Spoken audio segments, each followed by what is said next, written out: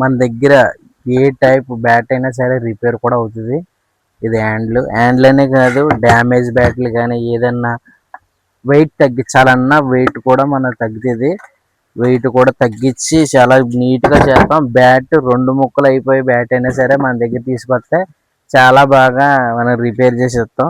ఇవన్నీ రిపేర్కి వచ్చి ఇవన్నీ ఎవరెవరు ఇంకా ఇలా ముక్క ఊడిపోయినా సరే దీన్ని లెవెల్ చేస్తాం. ఇవన్నీ రిపేర్కి వచ్చిన బ్యాట్లే. ఇలాంటివి ఎలా కావాలితే అలా చేసి పెడతాం మన దగ్గర.